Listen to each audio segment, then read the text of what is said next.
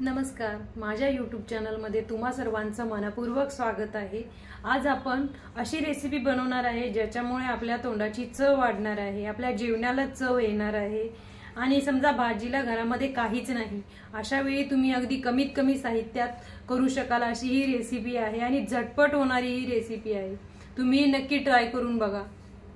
मिरचू बनवण्यासाठी सर्वप्रथम आपल्याला जी कमी तिखटाची हिरवी मिरची असते ती बारीक चिरून घ्यायची आहे। आणि ही जी मिरची आहे ती बनवण्यासाठी आपल्याला सर्वप्रथम एका पॅन मध्ये तेल गरम करून घ्यायचं आहे।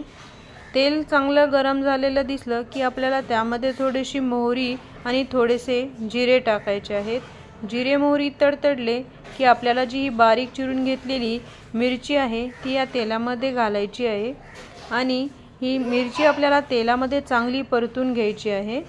आणि आता आपल्याला यामध्ये थोडंसं मीठ टाकायचं आहे। मिठामुळे काय होईल, मिरची जी आहे ती चांगली भाजली जाईल आणि त्या मिरचीचा जो टेक्स्चर आहे तो लगेच चेंज होईल तेलामध्ये भाजत असताना।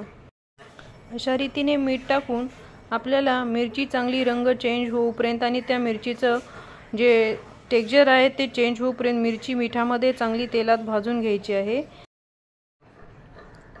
अशा रीतीने आपल्याला जी आपली मिरची आहे ती चांगली तेलात हळूहळू भाजून घ्यायची आहे।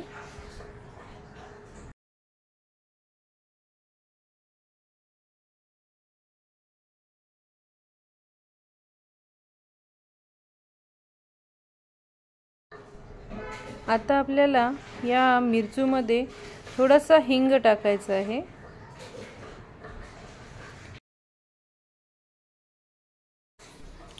आता आपल्याला ही जी मिरची आहे तेलामध्ये चांगली मिक्स करून घ्यायची आहे।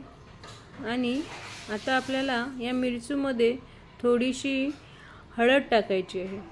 हळद टाकल्यामुळे काय होते, आपल्या मिरचीला ना असा चांगला रंग येतो।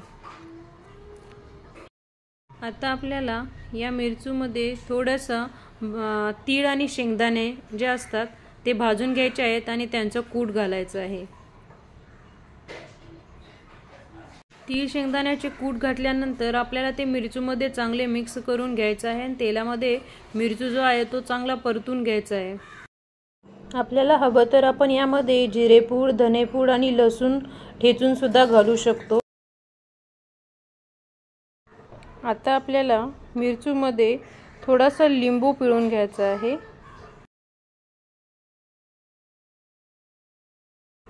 लिंबूमुळे आपला जो मिरचू आहे त्याला छान अशी आंबट चव येते।